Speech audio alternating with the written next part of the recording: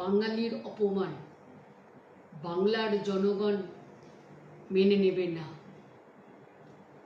BJP শাসিত রাজ্যগুলিতে বাংলা ভাষাভাষী শ্রমিকদের উপর যেভাবে শারীরিক এবং মানসিক অত্যাচার চলছে, যেটা কল্পনা করা যায় না। বাংলা ভাষায় কথা বললে তাদেরকে বাংলাদেশি আখ্যা দিয়ে তাদের কাউকে বাংলাদেশে পাঠানো হচ্ছে, কাউকে দিনের পর দিন অত্যাচার করা হচ্ছে এবং আটক করে রাখা হচ্ছে। বৈধ নথি থাকা সত্ত্বেও তাদের ছেড়ে কথা বলছে না বিজেপি শাসিত সরকার। বৈধ নথি থাকা সত্ত্বেও তাদের উপর হয়রানি করা হচ্ছে। বাংলার ভূমিতে জন্ম নিয়েছে হাজার হাজার বিপ্লবী মনীষী, স্বাধীনতা সংগ্রামে অংশগ্রহণ করেছিলেন হাজার হাজার বাঙালি, তাদের শহীদ হতে হয়েছে।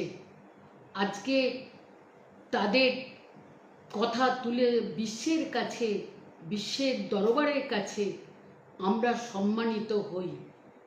কিন্তু যে বিজেপি শাসিত রাজ্যে আজকে বাংলাকে অপমান করছে, এই বাংলার অপমান বাংলার জনগণ মেনে নেবে না। আমরা এই বাংলার মাটিতে সমস্ত ভাষাভাষী সম্প্রদায়ের মানুষকে আমরা শ্রদ্ধা করি, সম্মান করি। কিন্তু বিজেপি শাসিত রাজ্যে আজকে যেভাবে অত্যাচার চলছে, বাংলা ভাষায় কথা বললে তাদের বাংলাদেশি তকমা দিয়ে তাদের আটক করা হচ্ছে, বাঙালিদের আটক করা হচ্ছে, এটা কল্পনা করা যায় না। আমি বিজেপিকে চ্যালেঞ্জ করে বলছি, জোর গলায় বলছি, আমি একজন বাঙালি এবং বাংলা ভাষায় কথা বলি।